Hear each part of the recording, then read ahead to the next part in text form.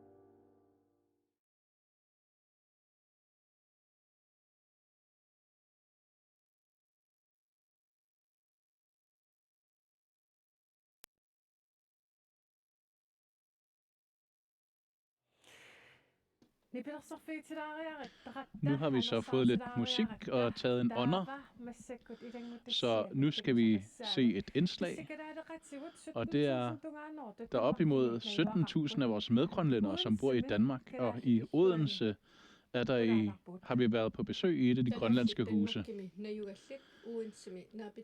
Dem vi mødte i Odense, der spurgte vi dem, om de har fulgt med i det grønlandske valg, selvom de bor i Odense.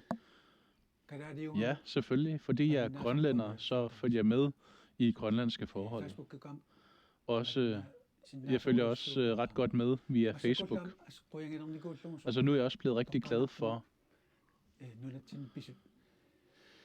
at jeg kan følge mere direkte med i forholdene i Grønland, end jeg kunne tidligere. Ja, vi følger med i valget via Facebook, og så også nogle gange via KNR og Qanorooq. Altså, jeg følger sådan lidt med. Jeg følger ikke med i det hele. Jeg er spændt på valget, og hvad det kommer til at ende med. Fordi lige nu, så er der på verdensplanen alt for meget fokus på Grønland. Det føles som om, der er store forandringer på vej. Altså, det er meget vigtigt at følge med i, hvad der sker, for at følge med i udviklingen i Grønland, følge med i vores land. Jeg følger rigtig meget med. Også fordi jeg er grønlænder. Og det er også så spændende lige nu. Men jeg har fulgt med i lang tid. Og der er mange, der snakker om mange forskellige ting, og det følger med i. Snakker de om valget og forskellige valgemner? Ja, når vi mødes med andre grønlændere, så hører jeg deres mening ad. Det er også meget rart, fordi man kommer hinanden tættere på den måde. Altså, man kan også have forskellige meninger, eller man kan få forskellige meninger ved at snakke med andre. Og selvfølgelig støtter jeg Altså støtter jeg Grønland i forhold til, når der sker forskellige ting. Grønland har hævet eller trukket en hel masse penge ud af Grønland, og det er jeg meget uenig med blandt andet min ene ven om. Ja, vi snakker rigtig meget om det. Også mine store venner, mine gode venner. Altså, når vi er uenige, så kan det nogle gange godt lyde, som om vi skændes. Altså, hvis folk ikke kendte os, så vil de nok tænke, hold da op. Hvor de er dygtige til at skændes dem der. Men vi skal jo alle sammen få vores meninger ud. Og for at kunne følge med i valgdebatterne. Og hvem er det mon i partierne, og hvilke formål de har. Altså det er mange forskellige ting, der snakker om. Grønland har været meget aflukket. Og nu er der mange ting, der let kan komme til Grønland. Så det er tydeligt, at det måske også handler lidt om grønlandskhed.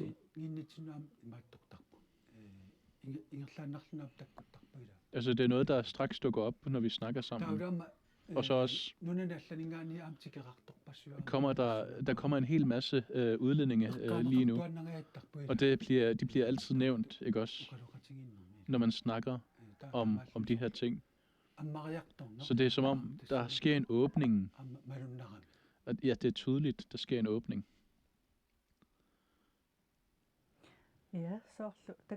Ja, som vi kunne se i indslaget, så er der rigtig mange grønlændere, som bor i Danmark. Det er måske nogen, der er under uddannelse, som er gået på pension, og andre. De følger rigtig godt med i forholdene, fandt vi lige ud af. Men det er vist også ret normalt, altså selvom man måske er langt fra Grønland nogle gange, så følger man med. Jens Sæder. Ja, det er rigtigt. Uanset hvilket folkefærd, der er tale om. Altså selv hvis man flytter fra et andet land, så følger man med i hjemlandets forhold. Så de har altid interesse for at følge med i forholdene i det land, som de er fraflyttet. Så det er der ikke noget utroligt i. Og der er også nogen, der vender hjem nogle gange. Så det er ikke utroligt, at de bliver ved med at følge med. For der er også rigtig mange familier jo, som bor i Danmark. Og der skal vi også huske på, at det er ikke kun folk, der flytter på pension, men også dem, der måske ikke kan få den rette hjælp i sundhedsvæsenet, eller som ikke føler, at de kan få tilstrækkelig hjælp her i sundhedsvæsenet. De flytter også til Danmark. Og det er måske nogen, der ikke har tænkt på at flytte til Danmark, men som er flyttet på grund af nødvendighed. Gobi. Ja, det blev jo sagt, at det er cirka 17.000 mennesker, men det er jo de officielle tal. Jeg tror, at det er mange flere. Jeg tror, det er over 20.000.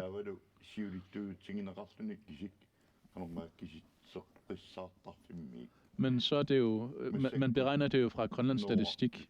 Altså dem, der fraflytter landet lige nu. Altså hvis vi skal have det samme antal mellem folk, der bliver født af landet og fraflytter, så bliver vi kun 40.000 om nogle få år. Altså det her problem, det er et kæmpe problem, ifølge min mening. Altså hvis vi kun bliver 40.000 her i landet, hvor få bliver vi så ikke? Og så vil vi gerne have, vi danner en stat alligevel. Jeg tror, det er en af vores største udfordringer. Og man snakker ikke om det. Man har heller ikke snakket om det fra kandidaternes side. Og det er, at Grønland bliver affolket. Det oprindelige folk vil ikke bo i deres land. Hvorfor har det ikke fyldt mere blandt kandidaterne? Jeg tror, det gør for ondt at snakke om, eller også kunne det være, at man er bange for at snakke om det. Altså, jeg tænker,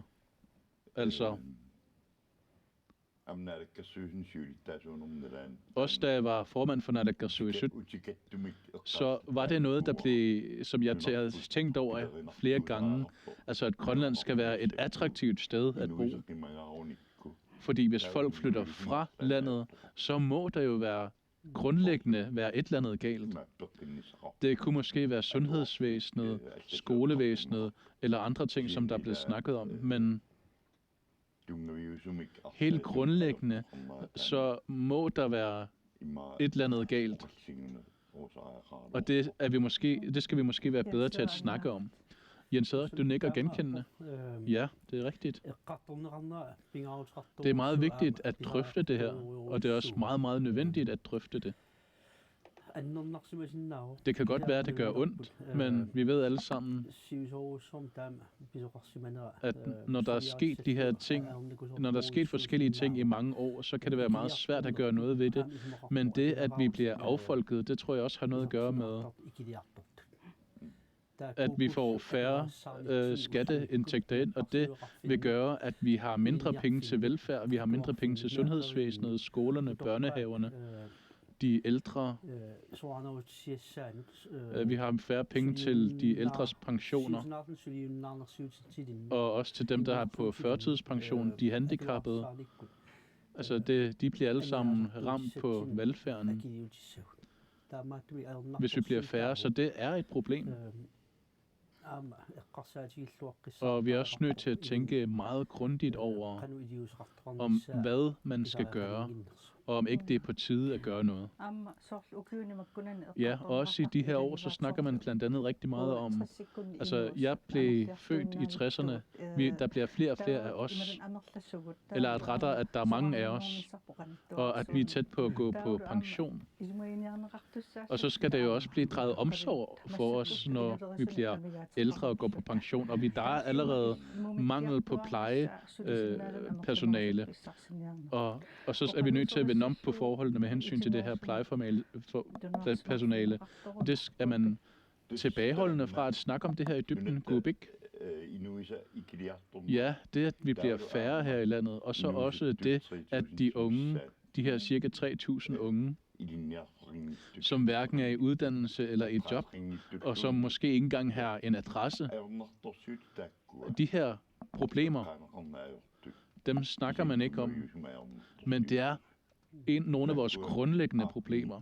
Hvis vi ikke får rettet op på det, så tror jeg, at der er et eller andet helt galt. Og man er nødt til at være modig som leder for at snakke om de her ting, for at italesætte dem, for at præsentere dem åbent. Og hvorfor er det forholder sig sådan? Jens Eder? Ja, der er færre, der bliver født. Der er flere, der bliver ældre. Og forstået på den måde, at der er færre, der dør. Så på den måde, altså dem, der tjener ind, altså dem, der er i arbejde, dem bliver der færre af. Og så på den anden side, så snakker vi om, at vi her i landet er nødt til at etablere nogle store virksomheder. Selvom vi allerede har arbejdsmangel. Det er sådan nogle ting, at vi er også nødt til at tænke på. Vi kan ikke bare lukke os inde og kun kigge os på os selv, hvis vi skal udvikle os. Og vi er også nødt til at se på lovgivningsforholdene. Hvis der er andre, der skal her til landet, hvilke rettigheder skal de så have? Altså i forhold til, at vi bliver færre, så tror jeg, at det kunne være nødvendigt, at vi bliver nødt til at acceptere, at vi skal have flere folk ind fra udlandet, hvis vi vil beholde det samme velfærdsniveau. Så skal vi simpelthen acceptere, at der skal være flere udefrakommende arbejdskraft. Ja, vi så i indslaget, jeg følger med, fordi jeg er grønlænder. Det sagde flere af dem. De her cirka 17.000 personer. Men i forhold til, at de kan komme tilbage til landet, eller hvis vi bare kunne få 1.000 eller bare 500 personer tilbage her til landet, så tror jeg, at det vil være en stor opgave. Og under det her valg, så nævnte man blandt andet ikke. Altså, de har alle sammen lovet en masse ting, der koster noget, men så har man ikke sagt om, hvor man skal få indtægterne fra. Altså, hvordan man skal få råd til det hele. Det tror jeg også er årsag til, at folk gerne vil have, at der sker forandringer. Ja, så har vi bare forstået, at dem, der kommer til at danne regeringskoalition, de får deres sag for sig. Ja, og nu skal vi ud til Maria.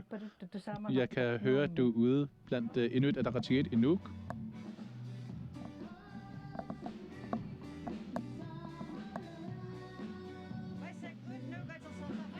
Nu er vi i Nuuk forsamlingshus, som I kan se, og bandet er allerede gået i gang, og folk er begyndt at more sig. Det er dejligt. Jeg står sammen med formanden for IA i Nuuk. Hvordan er det gået indtil videre? Jo, som I kan se indtil nu, så er folk gået i gang med at have det sjovt. Det er svært at høre, hvad han siger. Og vi er gået rigtig godt i gang med aftenen. Når man tænker på kandidaterne, hvad synes du så om resultatet? Jo, selvfølgelig skal vi efter evne gå ud fra realiteterne. Og de forskellige udmeldinger, der er blevet sagt under valgkampen, det på baggrund af det, som vi har ført vores valgkamp.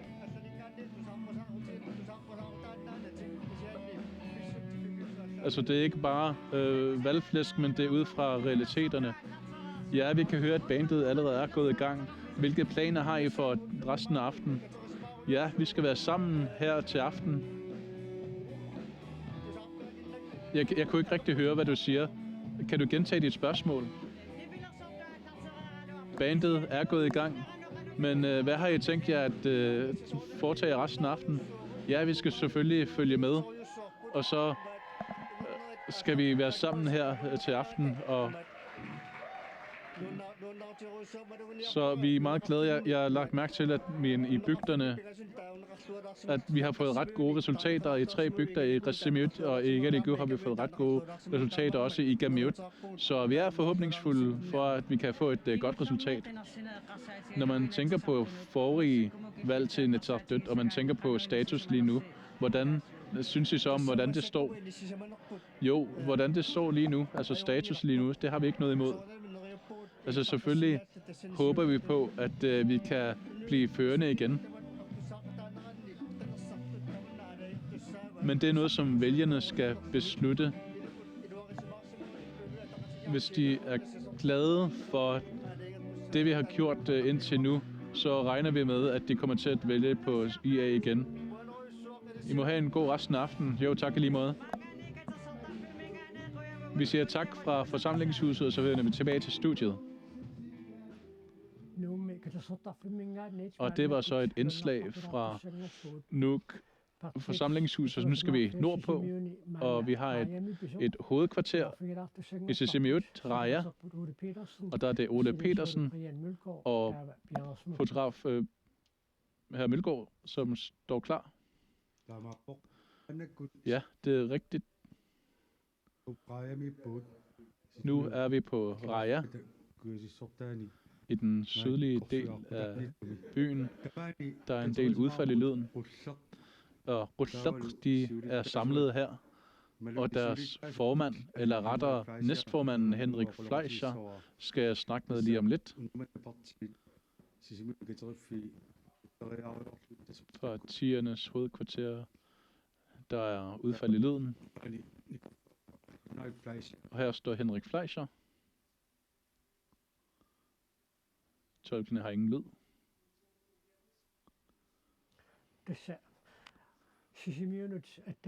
Ja, der er lidt problemer med forbindelsen til Sisimiut.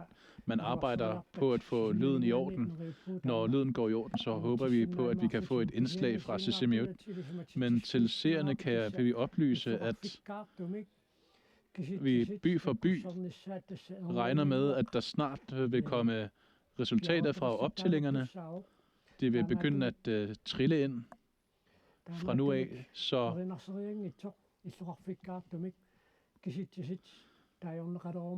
vi kommer snart til de forskellige byresultater, og i den forbindelse skal vi oplyse, at optællingen fra byerne Det bliver optællinger fra både byerne og deres tilhørende bygder, så de tal kommer vi til at se trille ind.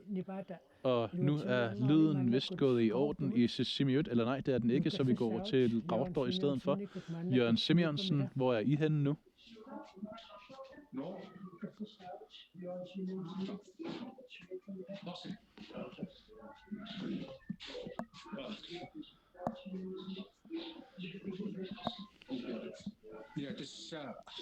Ja, vi er i IA's hovedkvarter i Rautdorp i Kuuppaaq, og vi kan høre vandet trille udenfor, og der er folk, der er samlet her.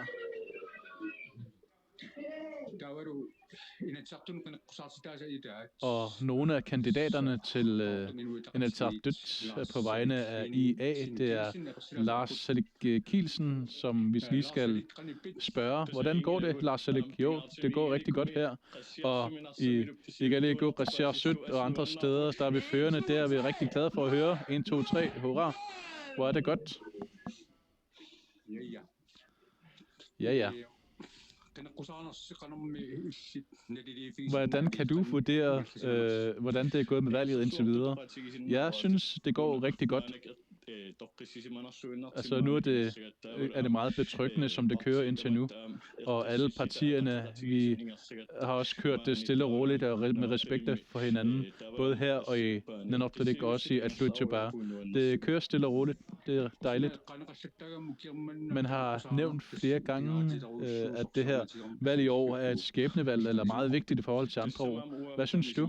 Ja, jeg er enig i det. Også fordi, at der er så stor bevågenhed på Grønland fra udlandet lige nu. Og midt i al den opmærksomhed, så skal vi til at have et valg. Og der vil det så selvfølgelig være spændende i forhold til, hvilken fremtid vi nu kommer til at forme. Og det kommer til at være meget vigtigt her. Du siger, at i Narsaq og i Igaliku, så har IA et flertal. Hvad så med resten af aftenen? Hvad har du af forventninger i forhold til IA's resultater? Ja, jeg er meget forhåbningsfuld. Og befolkningen har også vist, at de stadig stoler på os, og vi er stadig forhåbningsfulde. Ja. Hvad synes du er det vigtigste, som man skal lave i Inatsisartut og rent politisk de næste 4 år? Jo, måske er det de sociale fag, og så erhvervet, det er måske noget af det vigtigste. Og så i forhold til udlandet, der skal man også kigge på vores udlandspolitikken, og det er også en af de ting, som vi har gået til valg på. Og selvfølgelig skal man også kigge på selvstyreloven.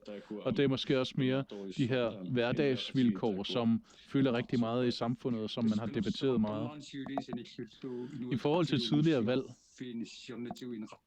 så plejer der at være mange folk på hovedkvartererne. Det er der ikke i aften. Hvorfor mon det? Ja, det kan jo have flere grunde. Altså, tidligere har vi været i Rava festsal, som er meget større, og så har vi også haft bands. Men nu har vi så fået erfaring for, at når vi prøver at følge med samtidig med, at der er bands, så jeg tror godt, det kan være derfor, at vi har lidt færre, der er med her. Hvilke planer har I for i aften? Ja, det skal gå stille og roligt her. Vi skal have det sjovt, vi følger med. Og følger med i tallene, som de kommer ind. Ja, det var kandidaten for Inuit Ataqatigiit i Rautdorp, Lars Salik Kielsen. Tak.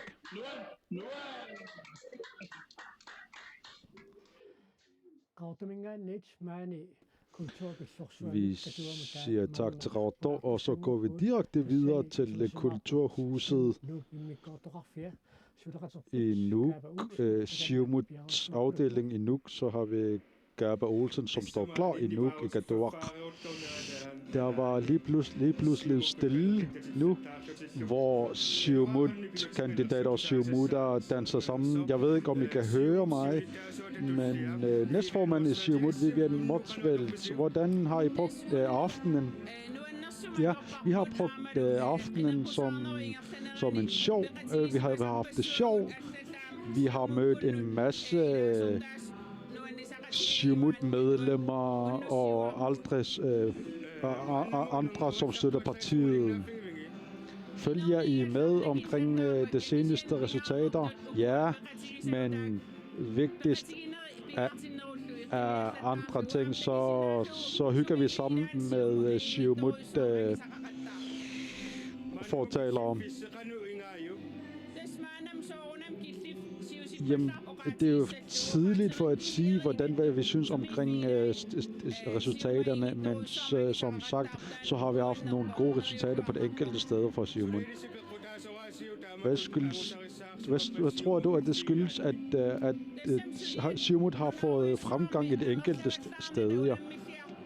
Jamen, vi har jo i Grønland meget udbredt og har nogle forskellige situationer og udfordringer. Men vigtigst af alt, så er det jo, at vi skal gå over til en bedre fremtid og bedre vilkår i fremtiden. Nu er vi nået så langt i dag. Jeg ved ikke, hvor meget vi har nået, og hvor mange procent vi har fået optalt. Men tror du, at der vil være nogle forandringer? Jamen, der er altid forandringer fra valg til valg. Hvordan tror I, at det vil have resultater i aften? Uanset så, hvordan resultatet ser ud, så skal vi selvfølgelig respektere folkenes stemmer og vælgernes beslutninger. I skal danse hen over aftenen og hygge. Ja, det skal vi. Tusind tak for jeres tid, Vivian.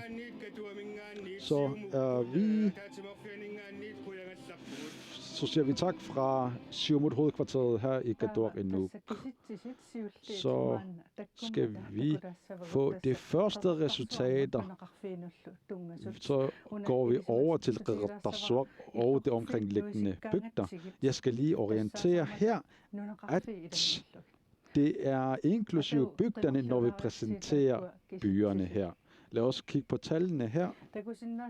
Så vidt vi kan se, så fører demokraterne,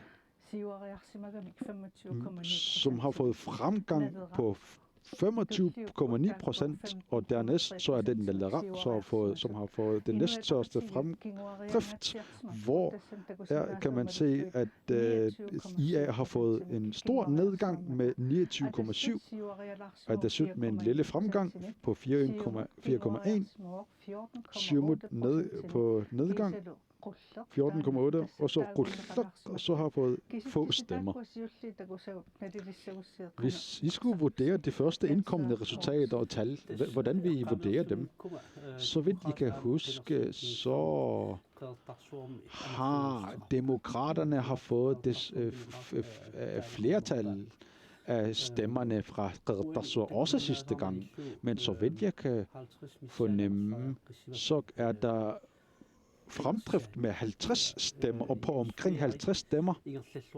Så Jens Frederik går, det må jeg sige, at det går godt for ham. Han havde en god valgdebat der, og at man kan se, at han har modnet rent politisk det seneste år, så det går virkelig godt for ham. Og med hensyn til personlige ting, eller sociale områder, det har demokraterne fokusere på.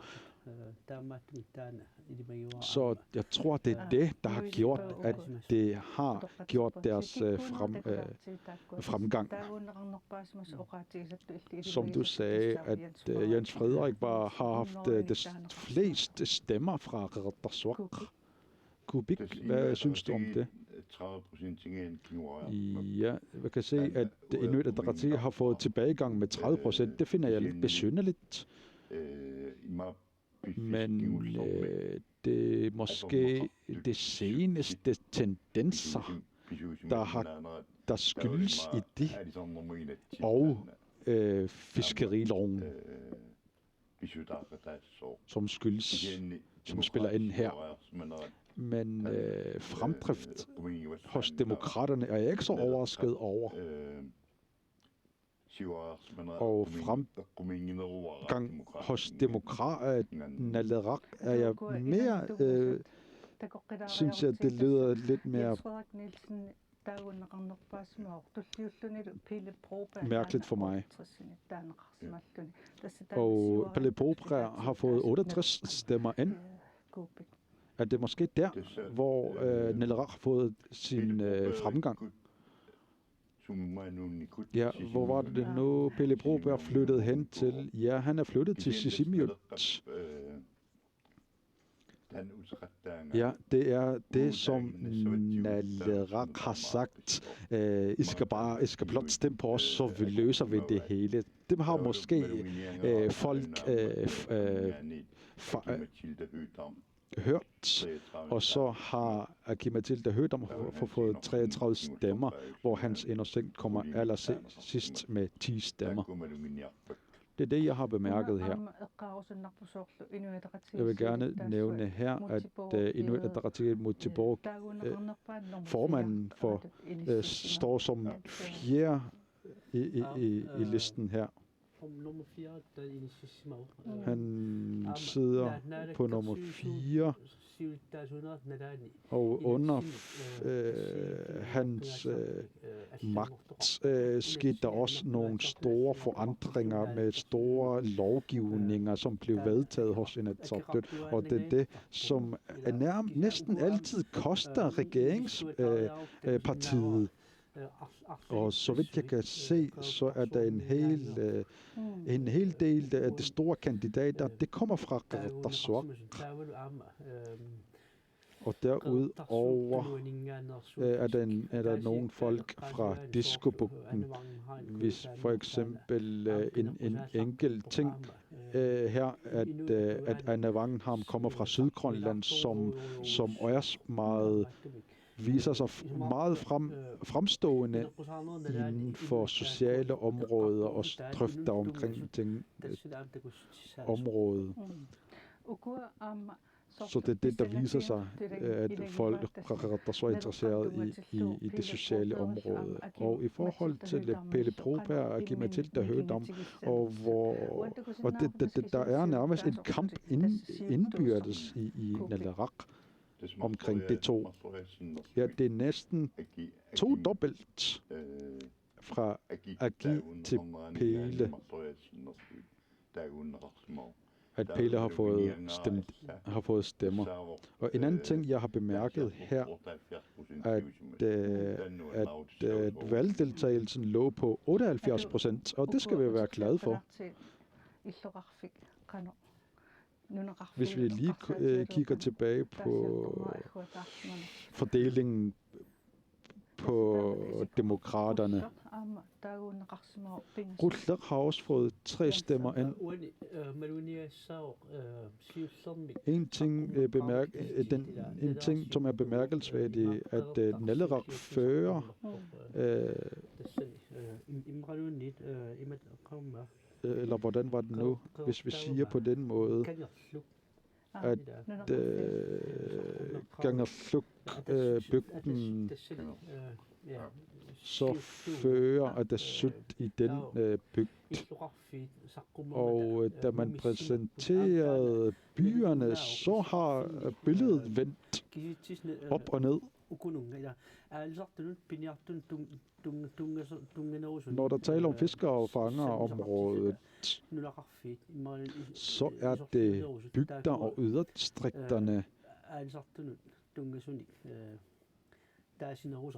der vælger allermest det partier, som fokuserer på fiskeri og fangst. Så der kan være nogle ændringer i det her, uafhængigt hvor meget partierne fokuserer på. Så der er altid forandringer og forskellige resultater fra valg til valg. Vi skal lige over til indslag fra Sisimiut. Værsgo.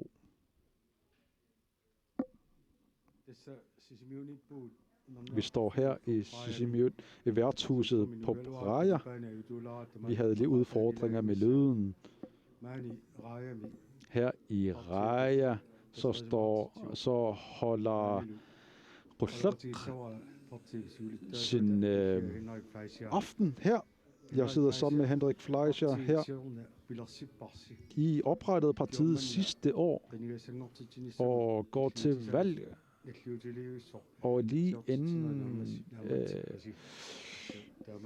dagen for ansøgningen, så kunne I få alle underskrifterne ind. Hvis du kigger tilbage, hvordan har det gået? Ja, der har været mange udfordringer for os. Jeg er næstformand for partiet, og der har været en kamp til opbygning af partiet og i forhold til ansøgningsprocessen, og der har foregået, og nu er en af udfordringerne er, at der kun har været 5 uger til valgdebat, hvor der har været nogle, før i tiden har været 6. Og for os har det ikke været muligt at besøge mange byer, som vi ellers kunne tænke os, fordi det tager os tid at præsentere og fortælle om sine værdier, og det har været en stor udfordring, og uden tvivl er der en hel masse steder, som ikke kender til vores politik endnu, men tiden vil vise, hvordan det vil udvikle sig.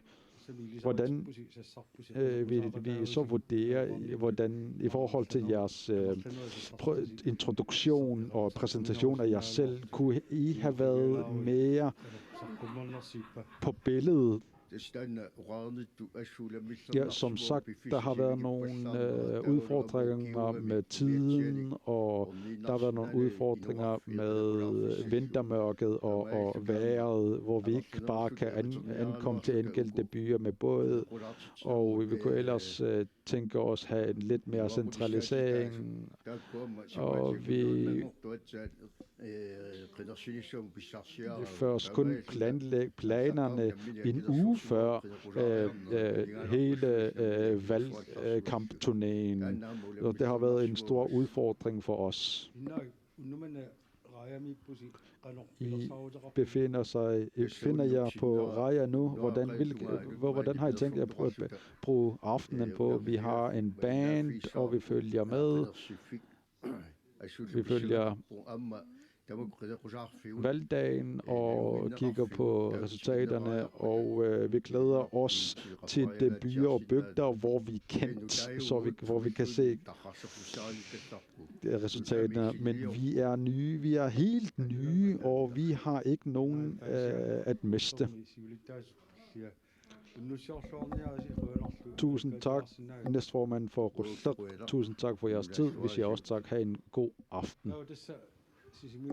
Så har vi besøgt Qutlaqs hovedkvarter her i Sisimiut, og vi siger tak herfra og tilbage til studiet. Vi siger tak til vores kollega Ole Petersen, som han selv sagde, så vil vi komme tilbage til Sisimiut i løbet af aftenen, men vi skal til Uummannaq, hvor vi har kontakt med Fritz Mathiesen. Hej Fritz. Hej. Fritz, du er en vælger. Hvordan synes du, det har gået i løbet af de her 5 uger med valgdebatterne? Ligesom alle vælgerne, så har jeg oplevet det samme som alle og fulgt med. Men i forhold til tv-valgdebatterne, men den styreform, der er, det synes jeg, det er måske lidt firkantet. Det er blot min personlige mening. Det forstået på den måde, at kandidaterne og deres meninger og partiernes pejlemærker, det bliver begrænset på en eller anden måde, at hvordan det kan fortælle om deres politik. Hvilken forbedringer kunne du tænke dig at se? Jeg skal blot gentage, at der er en vis begrænsning i form af debatten, og det er det eneste værktøj, vi har til valgdebatten, og det er det, der følger allermest, altså debatterne på tv rundt i kysten. Så jeg synes, der er på en eller anden måde lidt firkantet. Det skal man måske ændre lidt på. Det er det, der synes jeg også, der er behov for.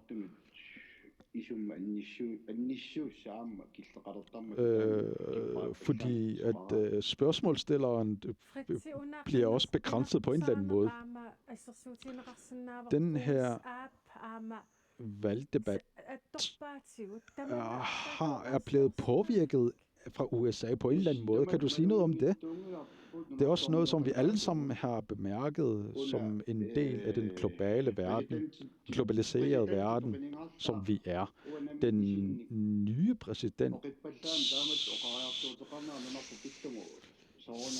slipper alt for let med disse kommentarer, og det er uacceptabelt, og det har vi alle sammen, sådan har vi det alle sammen inde i. Jeg ved ikke, om det er enkelt, hvordan det er enkelt, der har det, men jeg vil gerne tilføje, at så længe vi er en del af Danmark og bundet i det lovpligtige område, så kan vi ikke komme uden om hinanden. Men i forhold til, at man vil invadere et andet land, det er selvfølgelig uacceptabelt. Har det berørt dine følelser på en eller anden måde, da han begyndte at snakke om Grønland? Jamen, det store magt, opførsel af det store magter, det er jo selvfølgelig noget, som har berørt os på en eller anden måde. Vi ved godt, at hvad for nogle opførsler og hvilken ageren, der sker rundt omkring, og hvilken opførsel vores fælles stammefrænder har fået i de andre lande. Bare som en eksempel, hvis vi skulle have den samme behandling med så et lille befolkningstal, så kan jeg godt forestille mig, at det samme vil ske, som der er sket for dem, der bor i Canada. Så hvis det skal slet ikke ske det her, fordi jeg vil gerne blive i rigsfællesskabet og fortsætte med det bundne lovgivning, vi har. Fritz, man kan sige, at på denne her dag, på denne valgdag, den her demokratiets dag, hvordan har du brugt dagen? Jeg er en gammel tilhænger af Inuit Ataqatigiit, og jeg stiller op til kommunen. Jeg synes, at demokratiet er et centralt del af samfundet, og hvor vi kan give vores meninger ud for at foretage nogle ændringer i samfundet, så vi skal alle sammen fejre demokratiet i dag. Og selvfølgelig i forhold til resultatet er det selvfølgelig afgørende omkring det som samfundet skal bestemme, hvordan samfundet skal se ud. Det skal vi selvfølgelig respektere som vælgere. Vi siger tak til Fritz Mathiesen, som vi har direkte med. Vi siger tak. Vi har også direkte kontakt med Uummannaq. Det er meget nyt for os. Og så kan vi lige se, hvordan det gik hos Uummannaq, og vi fik direkte kontakt med Pavia Nielsen og Fritz. Så har vi lige besøgt Uummannaq, så det er meget dejligt. Så skal vi have et kontakt til en bydel i Nuuk, hvor nu vi har, det var demokraterne. Vi har Gaba hos demokraterne. Er der fest derovre, eller hvad sker der? Ja, vi står midt i byen, som I nok kan høre, så er der højlydt, og folk råber hurra, og jeg står sammen med formand for demokraterne, Jens Frederik. Jeg kan se, at der er jubel, og folk er glade, og I har fået stor fremgang hos Iqaluit, så selvfølgelig er vi glade. Vi er meget glade. Og vi kan fornemme, at folk kan se vores ønske om forandring. Hvordan føler I? Jamen, vi er stolte, vi er glade, vi er endnu mere forhåbningsfulde.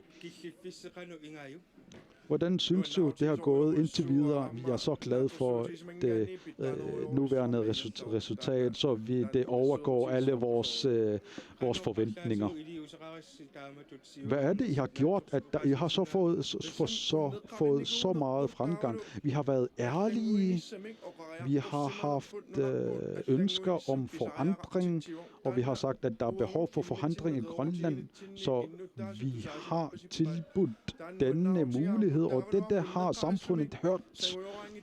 Og vi har en stabil politik gennem flere år, som ikke ændrer sig gennem tiden, og vi skifter ikke kurs. Og det er noget, som samfundet har bemærket. Så I har fået flere stemmer på grund af det. Ja, det har vi bemærket. Bygder og mindre bygder, det var ikke så interesseret før, men nu er vi glade for, at det nu begynder at stemme på os. Vi har fået det første resultater fra den ene by, at der har haft nogle kandidater fra Qaqortoq, som har haft travlt. Ja, det vil meget være så stolt over dem, over deres indsats. Hvordan vi bruger resten af dagen. Vi skal more os, uanset hvad der sker, så skal vi alle sammen glæde os for at fejre demokrati, og det skal vi fortsætte med at gøre. Vi skal kigge på og analysere tallene og være glade for. Uanset hvad der sker, så skal vi nok more os og være glade. Hvilke forventninger har I? Det er selvfølgelig svært at spå og forudse, hvad der skal ske, men vi glæder os. Vi siger tak til Demokraternes formand, Jens Frederik. Så er vi... Så det skal vist spille musik igen, så skal vi tilbage til studiet. Tak til vores kollega Gaba, og vi er tilbage i studiet igen, fordi vi har fået nogle tal ind fra Qachigiang Nuit. Lad os lige se dem.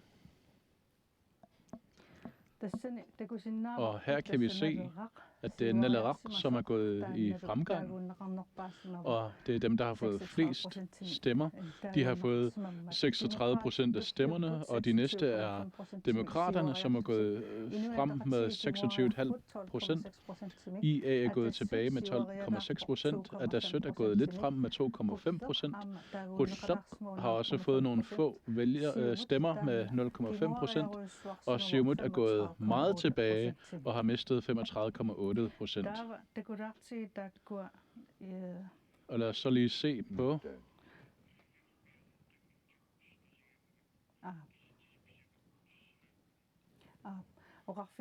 Jeg har lige fået at vide i min øresnegl, at der er sket en fejl, og at de tal, vi har fået, de er forkerte.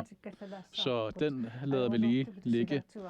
Det kan desværre ske nogle gange, men de her officielle tal, det skyldes være dem, vi har fået, men desværre så har vi fået tilsendt nogle forkerte tal. Og imens skal vi lige se en musikvideo.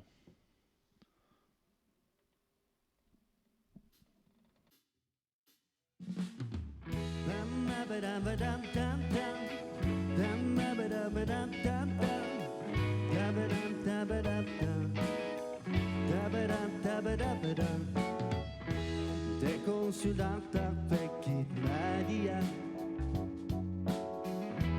Akkurat i darsenga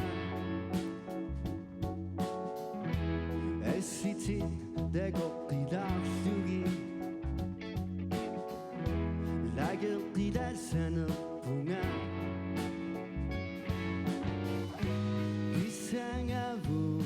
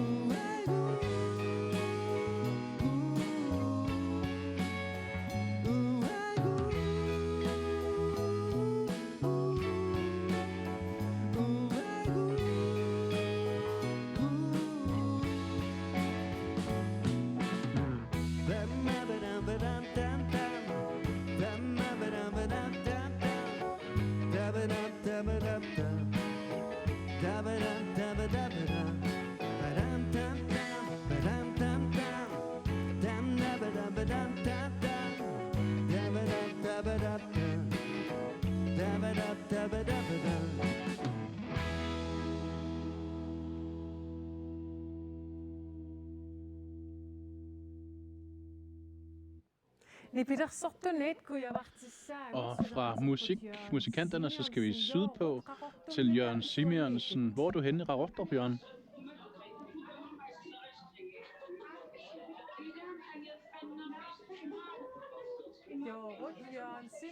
Jørgen Simonsen. Vi kan se dit billede, og vi kan se, at du er hos Demokraterne. Jørgen Simonsen. Hej Jørgen. Hej Jørgen, kan du høre mig?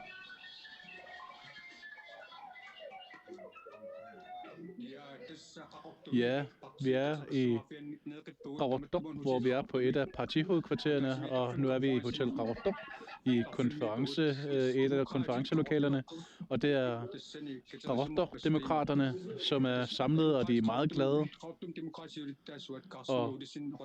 Og vi skal lige snakke med demokraternes formand i Qaqortoq, Carsten Olsen. Hvorfor er I så glade?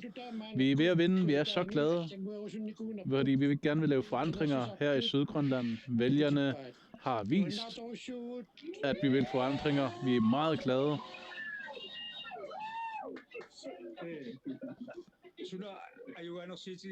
Hvad er det, I fejrer? Hvad er det, I jubler over?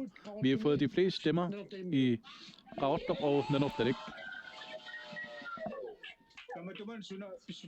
Og hvad er baggrunden for det? Vi har ført en ryddelig og ordentlig valgkamp. Eller de har ført en ordentlig valgkamp. Jeg er ikke stillet op. De har ført en klar politik. Meget klar omkring børn og unge, ældre, ja. Jeg er den kønneste. Det er der sagt i baggrunden. Hvad synes jeg om det? Jeg er meget stolt, at som formand for demokraterne i Sydgrønland, så er jeg glad for, at det er gået så godt for kandidaterne. Der har været meget opbakning. Jeg er meget stolt, og tusind tak til vælgerne. Hvad har I lavet her til aften? Vi har hygget os. Vi har været her på hotellet. Jeg tror, der er en hel masse mennesker, op mod 50 mennesker, som er glade sammen her. Så alle, der har lyst til at komme, er velkomne. Og hvad skal aftenen så gå med? Vi skal bare være glade. Vi skal fejre vores sejr.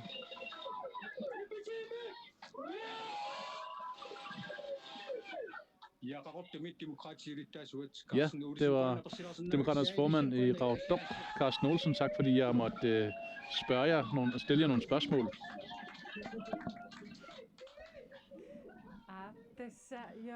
Ja, det var Jørgen Simonsen. Tak for dit indslag fra Sydgrønland, fra Qaqortoq.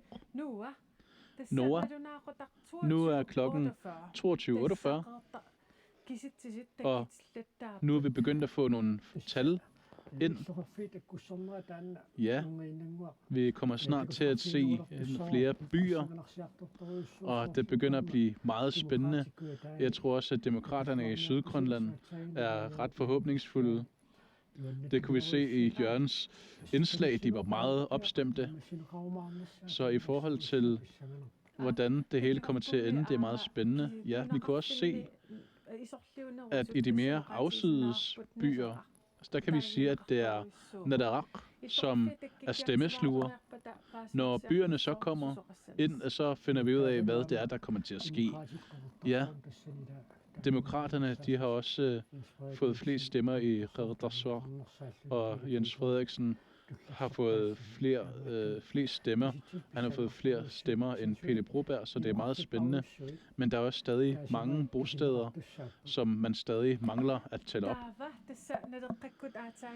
Ja, nu har vi så lige nævnt Nadaraq, og nu skal vi over til Nadaraqs hovedkvarter i Nuuk, og det er Maria. Hvad laver I, Maria? Ja, lige nu er vi i Ringerbut i Nuuk, i Café Damus konferencelokaler, hvor vi er sammen med Nadaraq, og jeg står sammen med Agi Matilda.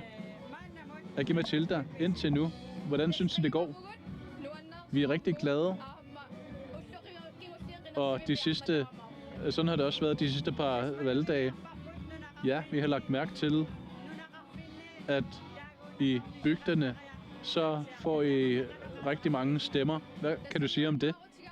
Ja, det er vi selvfølgelig glade for, og vi har også hjerte for bygderne, fordi vi føler, at det går dårligere i bygderne, og vi har nogle tanker i forhold til, hvordan vi kan rette op på det. Og vi håber også, at uanset hvordan valget går, at uanset hvad resultatet bliver, så vil vi også opnå nogle gode resultater for bygderne. Som jeg har sagt, så går det ret godt frem i bygderne. Hvad forestiller du med hensyn til byerne? Ja, det er for tidligt at sige noget om det. Men vi håber, at viljen til forandring, og også det, at man kan vise noget og realisere noget, det håber jeg også, at man har hørt i byerne. Hvordan har I tænkt jer at prøve resten af aftenen? Ja, vi skal være sammen, og vi har tænkt os at følge med. Og vi har også lige haft danset grønlandske polkadans. Men nu skal vi være rigtig glade og være sammen. Jeg har ellers et godt spørgsmål til din formand, men jeg vil gerne lige spørge dig. Men I er 3 profiler i det her parti. Tror du, det har haft noget at gøre med jeres fremgang? Ja, selvfølgelig er vi meget glade for. Det tror jeg godt, jeg kan sige på vegne af os alle sammen. At jeg håber, at befolkningen bakker op om vores vilje til forandring. Og vi kommer ikke til at holde os tilbage for at skabe forandring. I må have en god aften. Tusind tak. Og så siger vi tak fra Nadaraq og vender tilbage til studiet.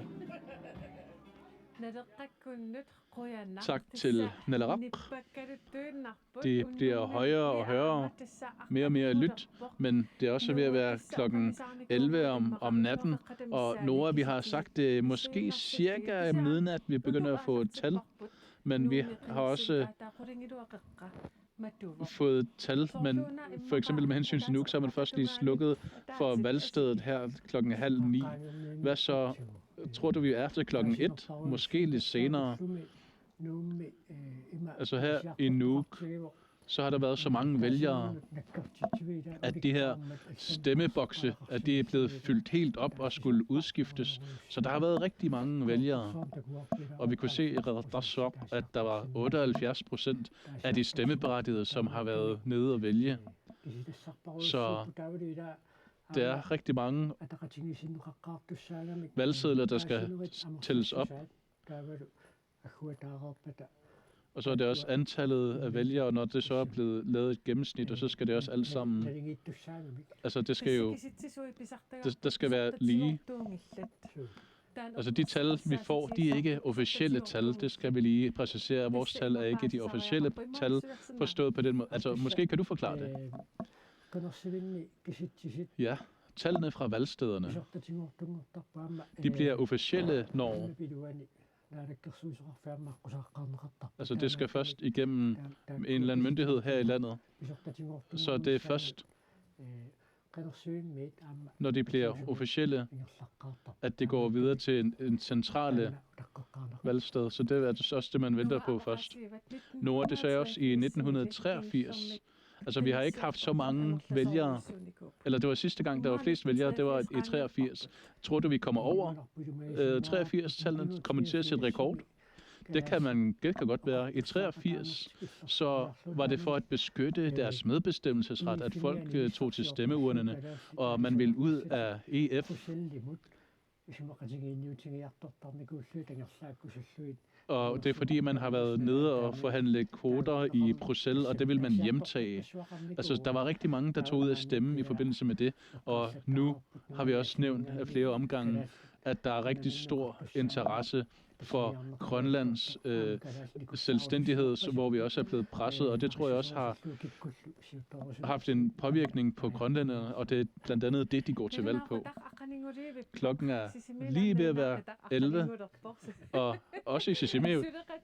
Så vores medarbejder, Ole Petersen, hvor er du henne nu? Nu er jeg på Kusangasok, og Kusangasok forsamlingshus, det man også kalder festsalen, og her er Nadarak forsamlet. De har det rigtig godt, og nu kan jeg også høre dem bag ved mig.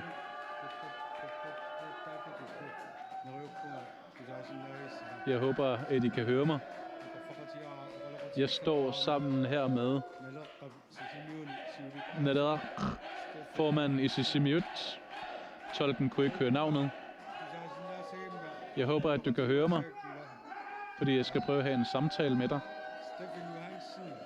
Steffen Johansen, I er forsamlet her i glædens navn, og folk er blevet godt glade, og det har I også grund til at være. Måske kan du forklare lidt mere om, hvad er det, I er så glade over? Ja, det er en fuldstændig fantastisk aften, vi har nu. I kan se, at vi er mange her, som deler glæden.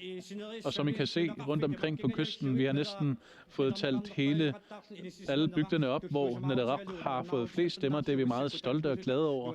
Og nu er vi så dem, vi er, som fester sammen i festsalen. Dem, der har lyst til at komme, I må endelig komme. Steffi, hvis vi kigger lidt bagud i forhold til, hvordan føler du selv, at det er gået?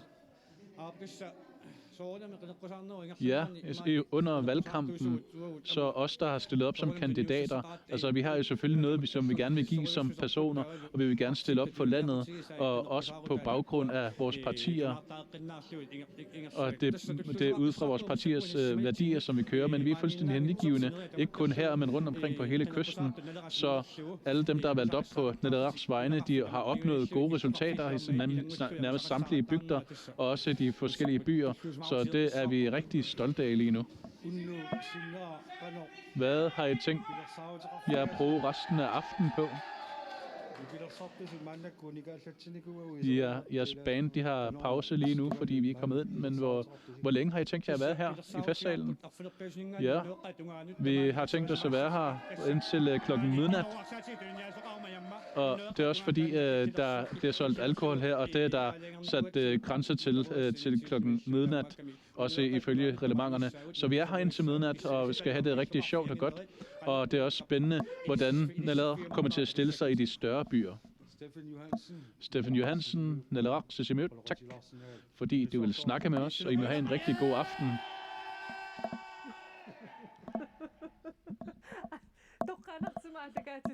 Ja, vi har live udsendelser, og nu så alle mig blive forskrækket.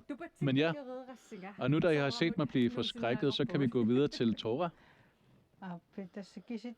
Ja, vi har nogle tal fra Gangatiaq, som vi nu har fået ind, og dem skal vi så lige se på. Og der kan vi så se, at tallene siger, at det er Naleraq, som har fået flest stemmer med 198 stemmer. Og det er en fremgang på 27,3%. Siumut er gået en hel del tilbage. En nedgang med 21,7%. Demokraterne, de er gået frem med 14%. Og Inuit Ataqatigiit, de er gået tilbage med 17,4%. Og Atassut er også gået tilbage med 5,3%, og Qutlaq har jo fået nogle få stemmer, og de er gået frem med 4,6%. Og så kan vi også se på, hvem der har fået flest stemmer. Og den, der har fået flest stemmer i Gangatiaq, det er Agi Mathilda Høgh-Dam.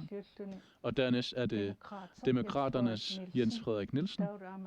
Og så er det Siumuts Ole Frederiksen på tredjepladsen. Hvis vi kigger på det her tal, hvad synes I så om det, Gobik? Ja, det er de gamle partier, altså dem, som vi kalder de gamle partier. De er alle sammen gået tilbage i de her tal. Og så er det de nye partier, eller de nyere partier, som har oplevet fremgang. Nu er det så 14% på landsplan, som er blevet optalt. Så det begynder at blive mere og mere spændende, når vi begynder at komme til de større byer, hvordan resultaterne ser ud, eller hvordan tallene ser ud. Men de her, hvis det forbliver, som det ser ud nu, så kommer der til at ske forandringer. For eksempel Naleraq og Demokraterne, der kan det se ud som om, at de vil blive førende. Jens Haderup, ja, det er præcis det samme, som jeg lægger mærke til. Naleraq, som vi kan se indtil nu, det er nærmest alle steder, som er blevet optalt, der har de oplevet fremgang. Og Agi Mathilda Høgh-Dam, det er ikke særlig overraskende, at hun har fået stemmer her, fordi hun fik også rigtig mange stemmer. Hun var stemmesluger, da der var valg til Folketinget, og hun var rekordholder. Og hun har også været meget prominent under valgkampen, så det er ikke overraskende. Og Naleraq har også været meget dygtige til at holde valgkamp i de sociale medierne. Og som jeg sagde, dem, der er fremtrædende på de sociale medier, det er dem, der opnår gode resultater. Altså dem, der er dygtige til at føre valgkamp. Gobik? Ja, det er nu afgående formand for Naalakkersuisut, som også har fødselsdag i dag. Han er nummer, jeg ved ikke hvad. Og så har jeg også lagt mærke til Hans Enoksen, som nærmest slet ikke har ført valgkamp. Han er vist i top 10 alligevel. Ja, han er nummer 9. Det er ret utroligt. Hvis vi lige går tilbage til den her oversigt, der kan man se, at stemmeprocenten er på 72%. Det er et rigtig fint tal. Ja, det er rigtigt. Men vi kan jo allerede lægge mærke til fra morgenstunden af, at folk, der gik til stemmeurnerne i dag, at der kunne man forvente, at der ville være mange. Også på grund af de ting, der er sket i den seneste tid, det har vist, at der vil være en hel del, som vil gå ned og stemme. Ja, jeg har også fået at vide, at vi har fået nogle tal. Nu har vi fået de korrekte tal for Qasigiannguit fra selvstyret. Og der kan vi se, at det er Naleraq, som har fået de fleste stemmer. De er gået frem med 16,8%. Demokraterne er gået frem med 20,3%. Siumut er gået tilbage med 16,9%. Inuit Ataqatigiit er også gået tilbage med 17,2%. Atassut er gået en lille smule frem med 0,3%. Og Qutlaq har også fået nogle stemmer. De har fået hele 2 stemmer. Gobik, som du sagde, det er de gamle partier, de etablerede partier, som går tilbage. Ja, det er et meget tydeligt billede. Og hvis det fortsætter i samme dur, altså nu er vi nået op på 14%, der er optalt på landsplan, men der kan jo stadig ske mange ændringer endnu. Der har været mange 86%, der stadig skal tælles op. Så det er meget svært endnu, selvom Nalerak og de andre er gået en hel del i fremgang, altså Nalerak og demokraterne. Før vi går for meget videre, så skal jeg lige sige, at de tal, som vi får, det er nogle, vi får direkte fra selvstyret. Men det er først, når der er blevet lavet den her fintælling, at de bliver officielle. Men det er de her tal, som vi har fået fra selvstyret. Men lad os se de her tal, som vi har fået fra regeringen 1. Der er det Aki-Mathilde Høegh-Dam, så har fået flest stemmer med 75 stemmer. Og dernæst er demokraten Jens Frederik Nielsen, 68 stemmer, og så er det Siumuts Jes Svane, som kommer fra regeringen 1, som har fået 53 stemmer. Hvad synes du om de her tal, Jens Erik? Som jeg sagde, Agi? Altså, hun har været den, der er rekord i stemmer til Folketinget, og hendes popularitet er vist ikke blevet særlig anderledes. Og Agi, når hun står frem, så kan man godt sige, at hun taler godt for sig. Forstået på den måde, nogle gange kan man godt er der nok nogen, der synes, hun taler lidt højt, men hun går til valg, hvor hun er meget bevidst og viljestærk, så det er ikke særlig overraskende. Men Jens Frederik, han har kørt en meget rydelig valgkamp, og det er der mange, der har lagt mærke til. Som Gubik sagde, de nyere partier, de er gået i fremgang. Og selvfølgelig, altså det er ikke så overraskende, som jeg sagde tidligere, at vi har haft de her store love, og som kommer til at have en stor effekt for Grønland. Altså de sidste år, så har man godkendt flere af de her love, og de er blandt andet mange har været meget utilfredse med dem, så det er ikke overraskende, at det kommer til at give bagslag for de nye afgående naalakkersuisut. Så det er ikke særlig overraskende overhovedet. Ja, det jeg har været spændt på fra partiernes side, altså det er partihopperne, om det kommer til at have en eller anden effekt. Her ser det ikke ud som om, at det har haft nogen særlig indflydelse. Og jeg lagde også mærke til, at Christian Jeremiasen fra IA, altså i sin egen hjemby, har fået flere stemmer end Mutti med 4 flere stemmer. Og så er der Pelle Broberg, som er nummer 7. Ja, det er rigtigt. Men Christian Jeremiasen, han kommer jo også fra regeringen 1, og det er derfor, tallene forholder sig sådan. Ja, det er rigtigt. Og så Christian Jeremiasen, så vidt jeg husker, så er han dygtig til at snakke med vælgerne. Så Christian, dengang han var Atassut, og dengang han var Siumut, så bliver der altid stemt på ham. Ja, og så holder vi lige her, og så skal vi over til noget andet indslag, eller vi skal over til Nunu og Noah. Ja, vi fortsætter aftenen, og den er lidt over 11 nu. Vi går over til vores kollega Nora. Hvem var det nu, vi skal se nu? Ja, det var Maria Kuitti. Nej, Gaba Olsen. Jeg har kontakt med. Gaba springer rundt i byen nu. Hvor er du henne nu? Jamen, jeg er i byen. Jeg er stadigvæk i byen. Og jeg er hos Atassut nu. Og det er 3. gang, han stiller op, Bintiarak. Bintiarak, hvordan har du brugt dagen i dag? Jamen, jeg har benyttet dagen i demokratiets fejringsdagen som en spændende dag. Det er meget spændende omkring, hvordan resultaterne bliver. Så derfor er jeg meget nervøs og spændt. Så ja, vi skal nok bruge dagen for at more os og være glade. Du sagde, at der vil være nogle forandringer.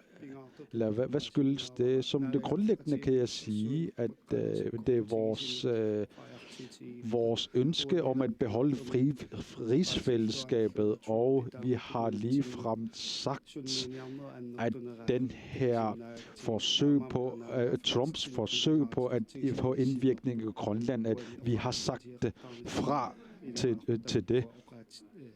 At vi siger fra til det. Det er en af de ting, som spiller ind her. Det er den tredje valgkamp. Hvad er du spændt på? Allermest spændt på?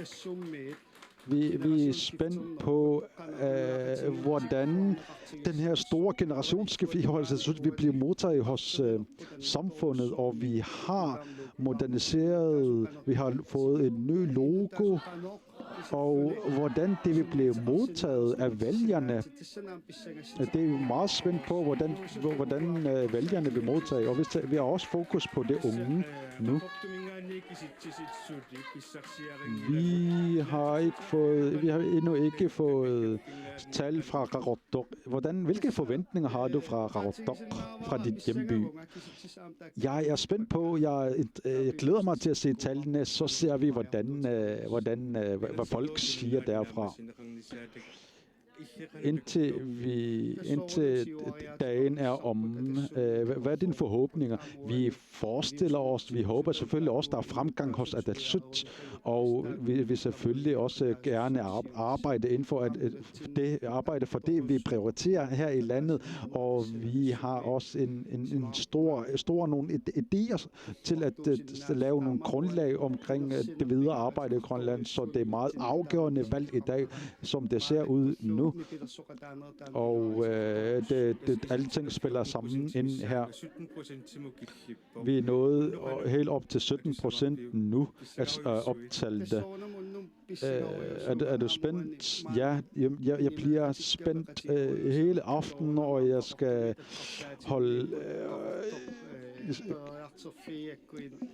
holde fest sammen med mine partifæller, og jeg kunne ikke komme hjem i går til Qaqortoq. Det kunne måske spille noget ind i det her i forhold til resultatet, men vi håber, at vælgerne har hørt, hvad vi har at sige fra Atassut.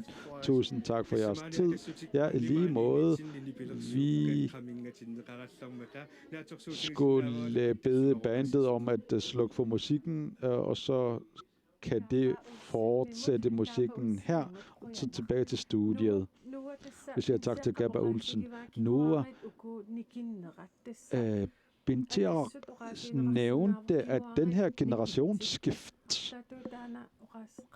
Hvad kan man sige om det? Jamen, det her valg er et valg, hvor Sivat Kaur Heilmann, som har siddet i Atassut gennem en hel masse årrække, har trukket sig tilbage, hvor Bintiar overtog hans plads som den første afløser.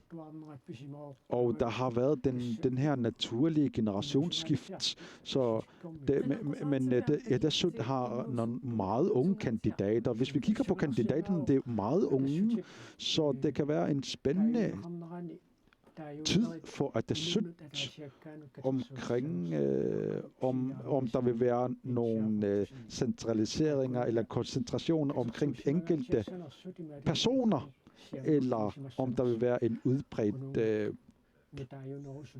stemmer hos de unge og nye kandidater. Bintiar nævnte også, at det har ændret på deres logo, og det viser også generationsskift, ikke også? Jamen, jeg ved ikke, hvor meget en logoskift kan have indflydelse hos stemmerne, men det er nogle nye ansigter, som vil have en betydning. Så jeg er meget spændt på, hvordan Atassut vil stå i forhold til hierarkiet. Men nu er det over klokken 11. Nu er vi optalt 16% af stemmesedlerne. Vi er blevet orienteret om, at tallene fra Tasiilaq står klar. Tora, værsgo. Jamen, vi har fået tal fra Dasila, så kan vi vise dem frem, og det ser således ud. Siumut har fået tilbagegang på 10,5%, Nalerak fremgang på 9,4%, Demokraterne fremgang med 9,1%, Inuit Ataqatigiit tilbagegang med 7,7%, Atassut en lille smule fremgang på 0,3%, og Rutlaq har ikke fået stemmer end.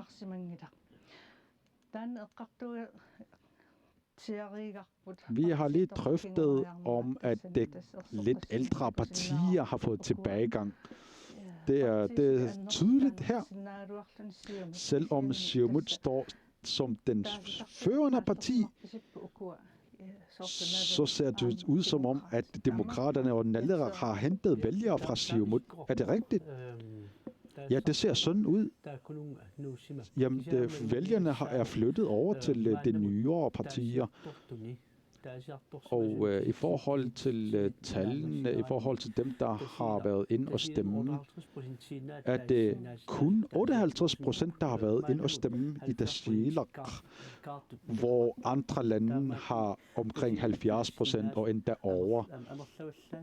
Men det er ikke så mange stemmer, der har været stemmeberettiget, der har været under stemme i Tasiilaq. Så der kan være en vis indflydelse der. Lad os kigge på de enkelte kandidater. Vi kan se, at Lars Poulsen er førende med 187 stemmer.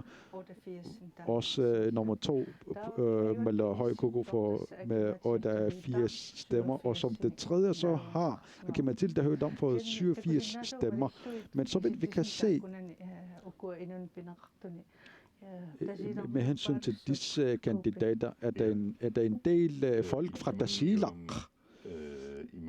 Ja, Edimangio og Emmanuel Nuku og Justus og Kelsen og Jens Nabator har også været i et Rotormøde. Alle sammen det kommer fra Østgrønland og bor i Tasiilaq. Men som Jens Sæder også var inde på, så har jeg også bemærket, at der kun var 58% af stemmeberettigede, der har været ned og stemme. Jeg ved ikke, hvad der skyldes med det, men den ligger ret lavt i forhold til det andre. Men sådan ser billedet ud. Hvad kunne det skyldes med hensyn til, at den lave stemmeprocent? Det er svært at sige, hvad det kan skyldes. Det er kun lidt over halvdelen, der har været ned og stemme. Men jeg har bemærket, at Lars Poulsen fører ret meget. Det er måske ikke det store overraskelse. Jeg har bemærket, at Lars Poulsen har i sin tid giver forslag omkring inden for Østgrønland og er meget fokuseret på fangst og fiskeri og er ret højlydt i medierne. Så det har folk bemærket. Det kan man godt se, at folk har bemærket. Og Lars kommer fra Kulusuk. Og det er en af de ting, som vi har drøftet, at Muteborg har ikke fået så mange stemmer, også i forhold til Edimangio. Selvom tallet er meget fint på 58%, men den er ret lav. Det er også bemærkelsesværdigt med, at der er kun vist 3, der kommer fra Vestgrønland, hvor imod der er det resterende kommer Østgrønland. Og jeg er lige blevet orienteret, at Ole Petersen står klar i Sisimiut. Værsgo. Ja, tak. Fra Kussangasor, så skal vi over til vejen til... i en lille café tæt på kirken. Der afholder folk fra demokraterne, og en af deres kandidater står klar her. Jamen, der er jubel og glæde her. Jamen, vi kan se, at vælgerne har en hel del vælgere har stemt på os.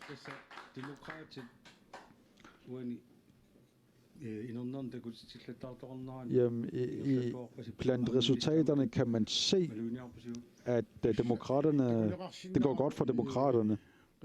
Ja, det kan man se, at vi kan fornemme, at det har hørt, hvad vi har at sige i vores valgløfter og hvad vores politiske ønsker er.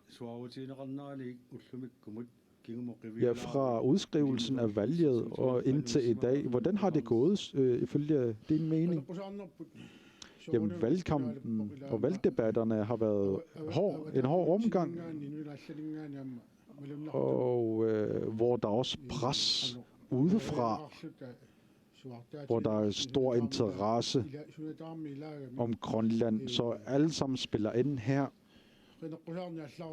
Og det er en meget anderledes valgdebat, der er foregået end før, hvor der er nogle anderledes spørgsmål, som vi aldrig har set før. Kan du komme med eksempler? Det er især med det her Amerikas nye præsident. Og det er en af de ting, som jeg selv er overrasket over, at det er os, der skal bestemme over vores eget land. Og det kunne han måske have respekteret lidt mere, fordi vi har jo friheden over Grønland. En tirsdag aften. Hvilke planer har I for aftenen? Vi bliver her indtil klokken 1 og følger med. Og vi hygger os. Og vi kan se, at vælgerne har taget godt imod at demokraterne og har stemt på os. Men vi skal nok se, hvordan det ender med byernes resultater. Men jeg kan allerede se, at det går godt for os. Og det har hørt, hvad vi har at sige fra demokraterne. Formanden for demokraterne her i Sisimiut. Vi siger tak til jer. Vi siger også tak. Efter vi har set direkte indslag fra Sisimiut, så skal vi tilbage til studiet. Vi kan se Grønland her. Fra Diskobugten får vi en masse tal. Det er en stor fiskeriregion. Er der en historie omkring det? Det er steder, hvor Naleaq har fået en hel masse stemmer. Og lidt nordpå er der har vi Dorsugatek, hvor der er en hel masse hellefisk. Så har vi Rirtamøt og Saqamøt, hvor der foregår en hel masse fiskeri. Det er her, hvor fiskeriet fyldte en hel del i valgdebatterne, og det skyldes måske af den nye fiskerilov, som blev nødt til at blive ændret i februar gennem bekendtgørelse. Og det var det, som Naleaq påpegede rigtig meget om. Og så er der også en meget hurtig udvikling inden for turisme. Der er en virksomhed, som har fået en æres ting i forbindelse med deres innovation inden for turisme, og dem, der bor i Rirtamøt, det har været førende også inden for erhvervet, så der er nogle centrale emner, som har fyldt meget i de enkelte debatter. Ja, Så skal vi gå over til hovedkvarteret, IA's hovedkvarter, Maria. Er der dans hos IA? Vi er tilbage i forsamlingshuset i Nuuk sammen med IA, og jeg står sammen med Mimi Carlsen, som har været en politiker i rigtig mange år hos IA. Tallene viser, at Inuit Ataqatigiit har fået tilbagegang i Inuit, det optalte 17%. Hvad har du at sige om det? Jamen, folk stemmer på dem, det vi gerne vil stemme på, og vi kan se under valgdebatterne, at det her skyldes, at det er mange kandidater, og vi kan deraf se, at der er tilbagegang hos IA. Men det at sidde i spidsen, at have magten, og har taget nogle beslutninger omkring lovgivning, og det har kostet. Og det har vi også forventet fra IA. Hvad er det for nogle fejltagelser, jeg har foretaget i det foregående i løbet af det sidste 4. valgperiode? Hvilke fejltagelser har I taget? Jeg synes, at den her påpasselighed, at vi har ikke været åbne nok eller transparent nok omkring vores projekter, og vi føler også, at vi kunne være bedre til at fortælle, hvad vi er i gang med, så folk ikke har den rette forståelse af, hvad vi er i gang med. Men vi vidste allerede godt, at hvilke konsekvenser der vil være for de beslutninger, vi har foretaget, fordi det vil have nogle konsekvenser for nogen. For eksempel været nogle forskellige ting omkring spiralsagen. Har Grønlands leder lidt for stille omkring det? Ja, der har været nogle tunge sager, som vi har siddet med under vores regeringsperiode.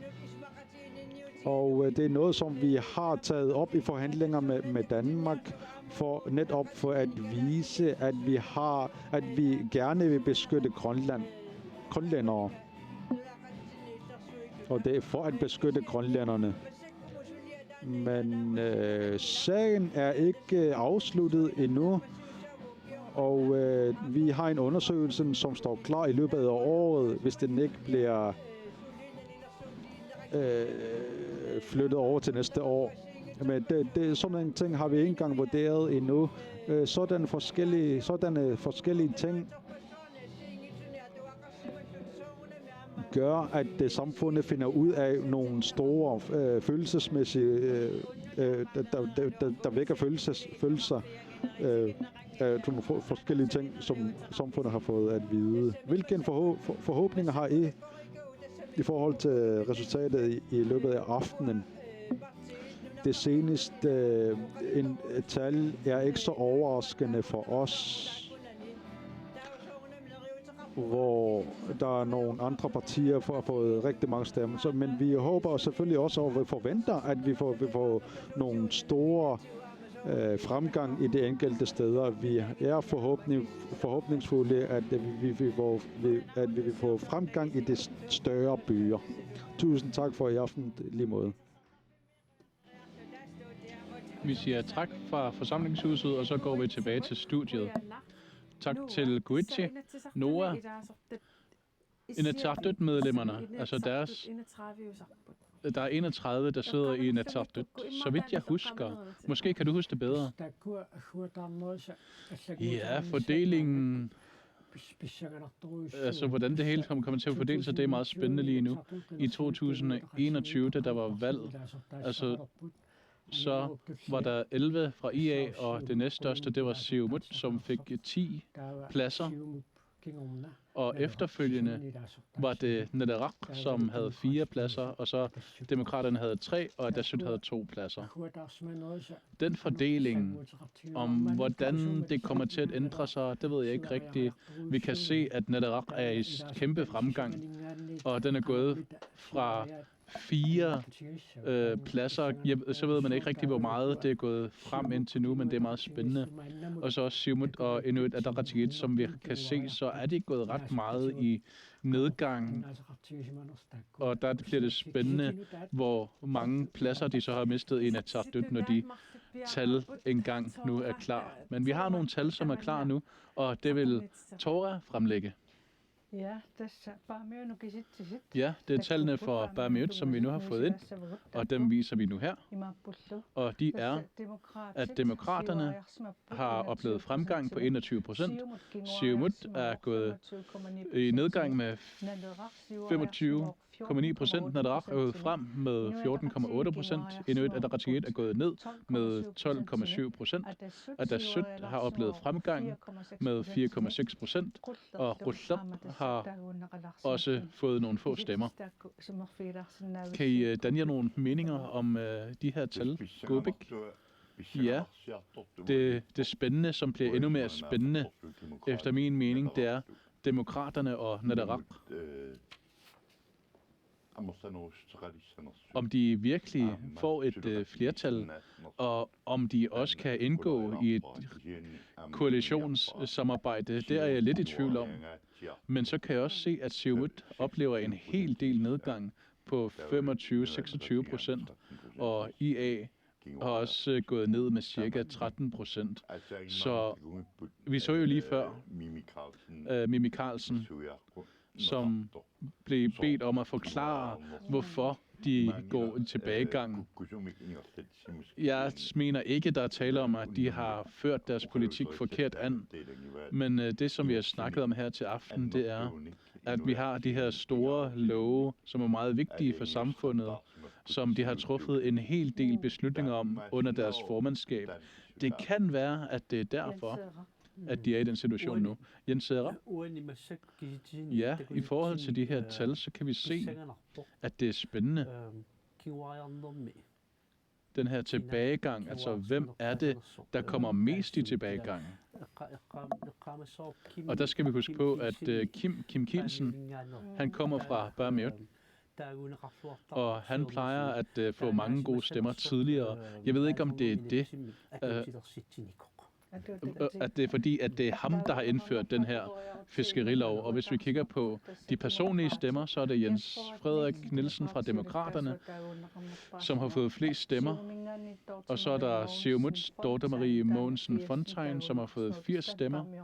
Og hun kommer fra Bamiyut. Og som den tredje, så har vi Muttiborg Egede med 73 stemmer. Du nævnte lige Kim Kielsen. Han har fået 5. flest stemmer med 44 personlige stemmer. Jens Serra? Ja, Kim plejer ellers at få meget gode, høste mange stemmer i Bamiyut.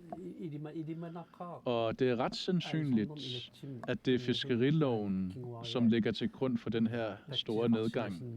Eller det kan være en af forklaringerne, fordi Bamiyut er også en fiskerby.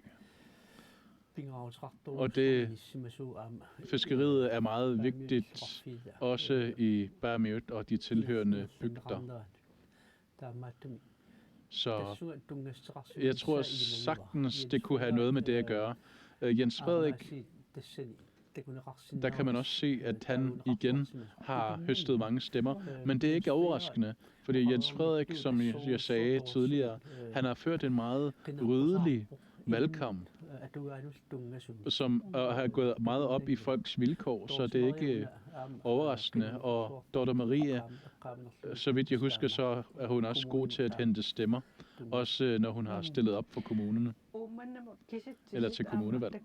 Vi har også fået tal ind for Uummannaq, og dem skal vi også lige se. Og de ser sådan ud. I Uummannaq, der skal vi måske lige tage partistemmerne først. Og demokraterne har fået flest stemmer og er gået frem med 33,5 stemmer. Nadaraq er gået frem med 16,9%. Siumut er gået tilbage, en hel del tilbage, med 41,3%. Atassut er gået en lille smule frem med 3,3%. Inuit Ataqatigiit er gået en lille smule tilbage med 5,7%. Og Rullaq Ja, der er nogen, der har stemt på Rullaq, og der står, at det er 0,6%, og det er 6 personer, der har stemt på Rullaq. Hvis vi kigger lidt på de tal, altså Uummannaq, der kan vi måske sige, altså det plejer jo ellers at være en Siumut-bastion, ikke også, Ubik? Ja, Uummannaq er en gammel Siumut-by ellers engang. Nu kan man se, at med demokraternes fremgang og Nadaraqs fremgang, så lader det til, at billedet er ved at ændre sig, og at Inuit Ataqatigiit også er gået i tilbagegang.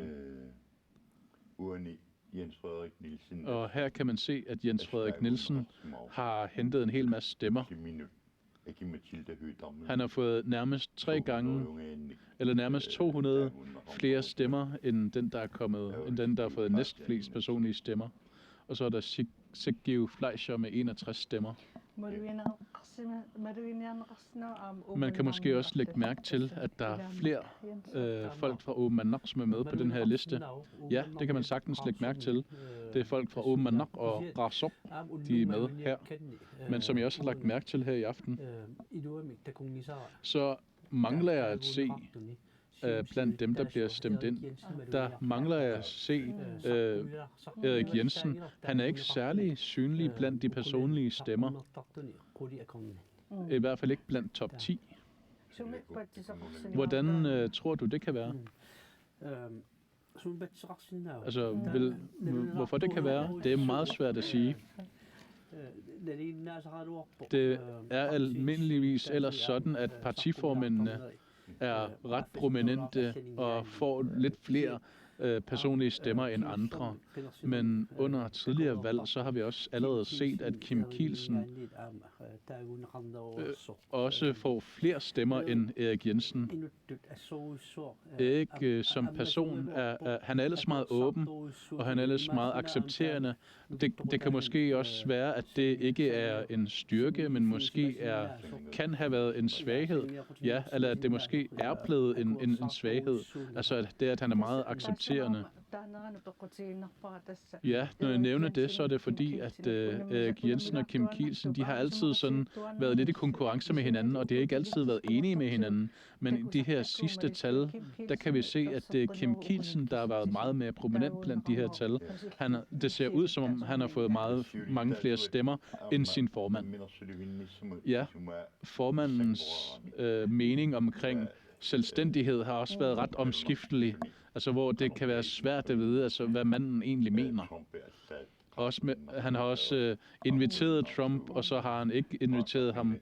Og så med den her paragraf 21 i selvstyreloven, så skal vi straks gå i gang med at aktivere paragraf 21, og så trækker han i land bagefter. Og det var blandt andet det, som Aki-Matilda Høegh Dam flyttede til Nadaraq over. Og i det her tal, der kan vi også se, at det er Aki-Matilda Høegh Dam, som har fået en hel del personlige stemmer. Hun er næsthøjeste stemmesluger på de personlige stemmer. Og så holder vi lige her. Jeg har fået at vide, at vi skal over til Sisimiut, og det lyder som om, at Ole Petersen er over hos et parti.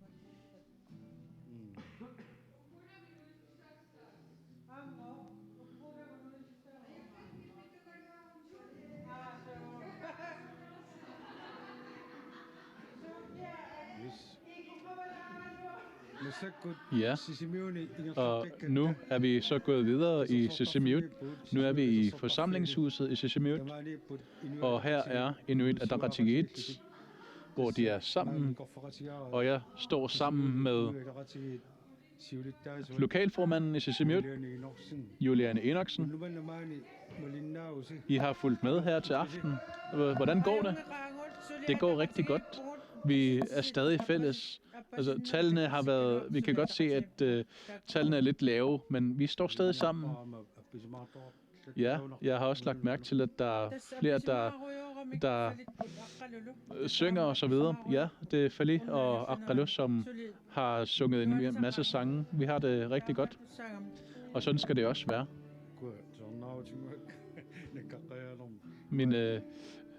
min hovedtelefon er faldet af. Hvis vi lige kigger bagud, når fra valgets start indtil nu, hvordan synes du selv, det er gået? Og selvfølgelig også for de andre i dit parti. Altså, der er jo en hel del, der har været med i valgkampen. Ja, under valgkampen, så har det været lidt svært, også fordi vi som verdensborgere har været under pres. Og her for nylig her i forgårs, så har vi hørt via medierne, at hvis man ændrer på valget, altså, så har den amerikanske præsident endda lovet, at han vil give en hel masse penge. Altså, alle de her ting, tror jeg, har haft en eller anden påvirkning. Du har været med ved en del valg. Altså, som jeg sagde, du mener, at interessen for Grønland har haft en eller anden påvirkning på valget. Hvordan har det været for dig? Ja, det har været meget tydeligt. På en eller anden måde. Skulle vi måske have været bedre til at give nogle tydeligere udmeldinger i forhold til, hvad der er rigtigt og hvad der ikke er rigtigt? Fordi jeg tror, det har spillet ind. For eksempel, at der er stigende verdenspriser, som vi ikke kan gøre noget ved. Og det er noget, som man giver Inatsisartut skylden for i den her valgperiode. Vi oplever også krig. Vi har også haft corona, før der var krig. Så det er måske ikke realistisk, at man lader det falde på Naalakkersuisut, som har haft magten i den her foregående valgperiode. Det er måske ikke så realistisk, at man gør det. De tal, der kommer frem, dem følger I med i. Hvad har jeg planer for resten af aftenen? Ja, vi skal følge med. Der er stadig de flere større byer, som vi ikke har fået tal for. Og der er også flere, der spiller op, og det vil vi være fælles og glade om. Juliane Enoksen, formand for IA i Sisimiut. I må have en god aften. Tak lige måde.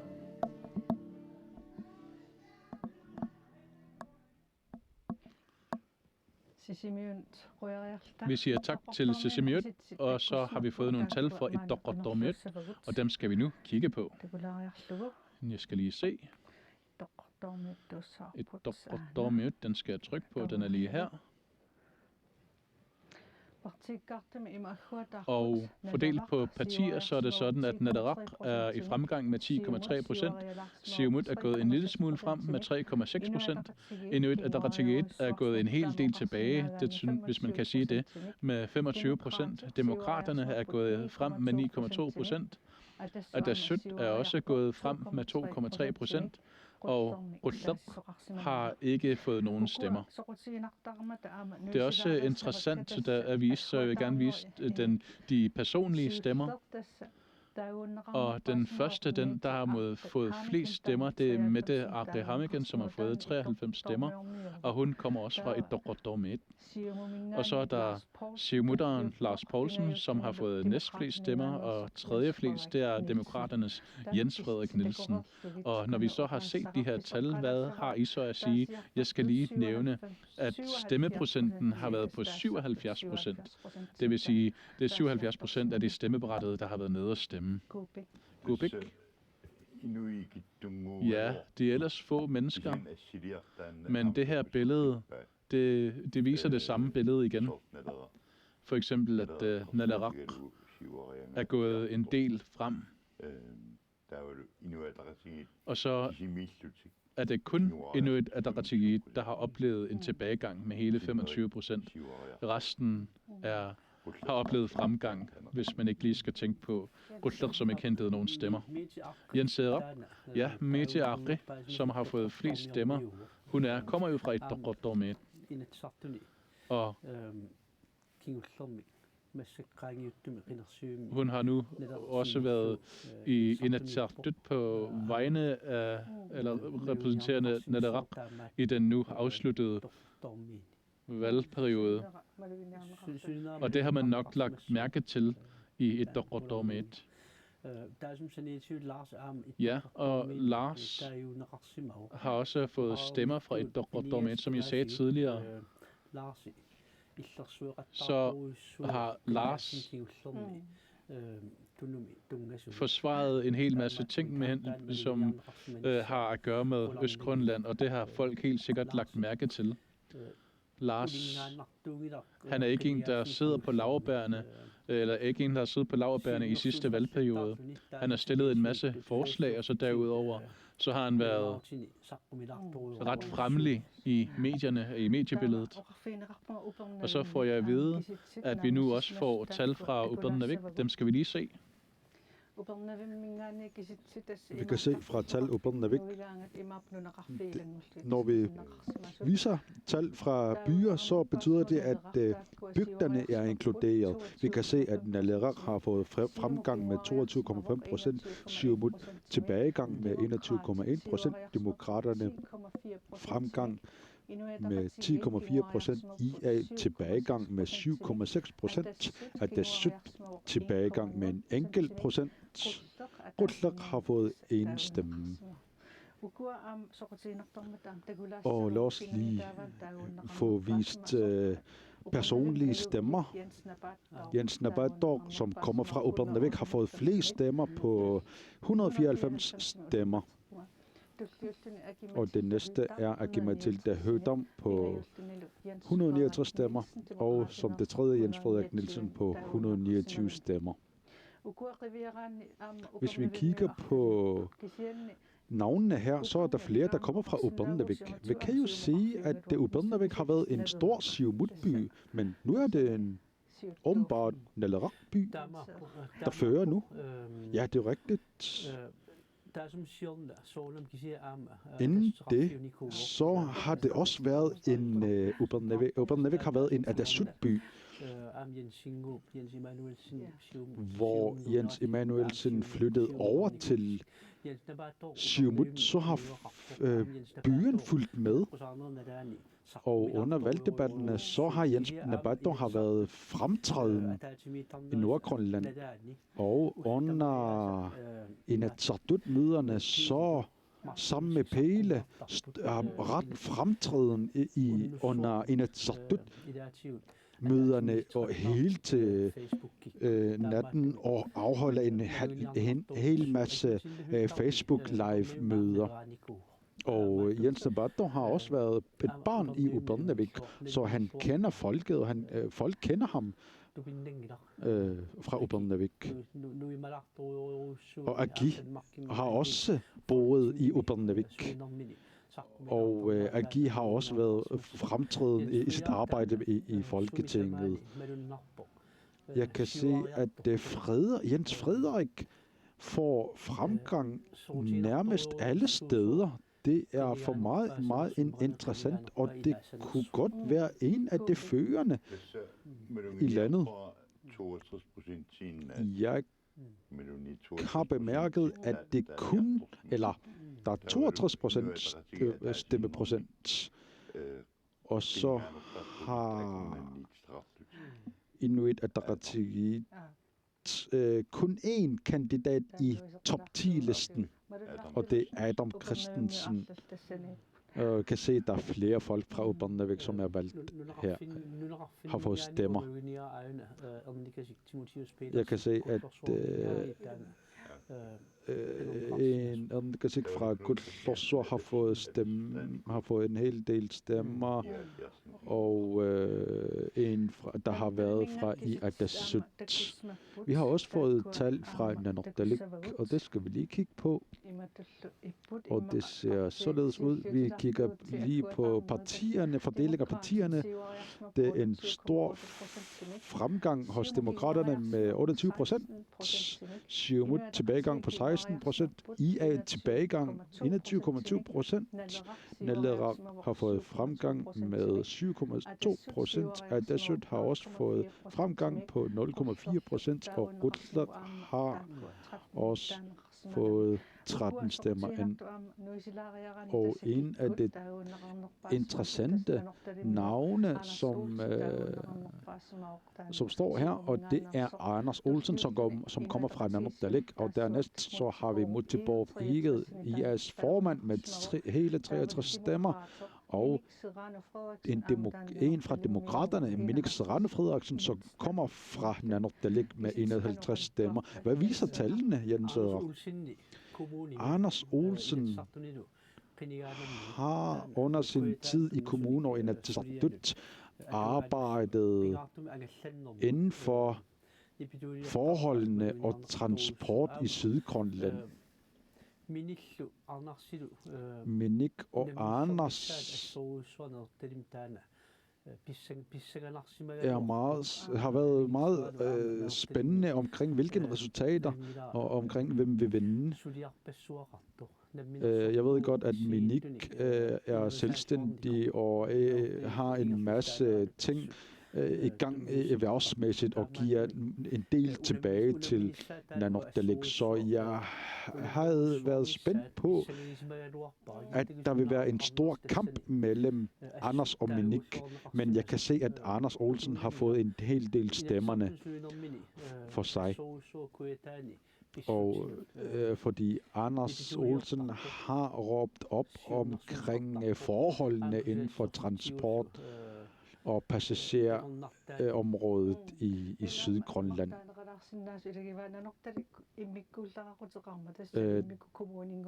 Nanortalik er lidt særligt i den forstand, at det gerne vil være en selvstændig kommune.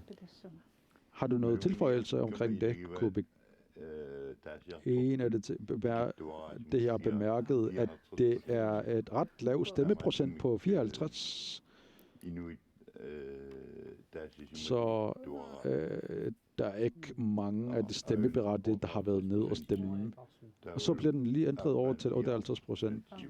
Der står 54-58 på det andet, men stadigvæk ligger det stadigvæk under 60%. Det er det billede, vi kan se. Jeg ved ikke, om vi kan forklare det anderledes. Rutlak har fået 13 stemmer. Det plejer ellers at stå på 0% i de fleste resultater. Jeg ved godt, at Doris har fået nogle stemmer ind fra Nanortalik, altså Dorit fra Siumut, og hende står ikke engang på toplisten.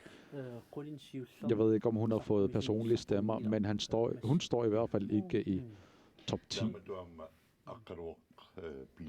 Det samme med Aqalor Bilman Iget fra IA har ellers får ellers rigtig mange stemmer fra Sydgrønland, men vi har endnu ikke set hans navn på en af top 10 listerne. Vi slutter lidt af her, så går vi over til Nuuk.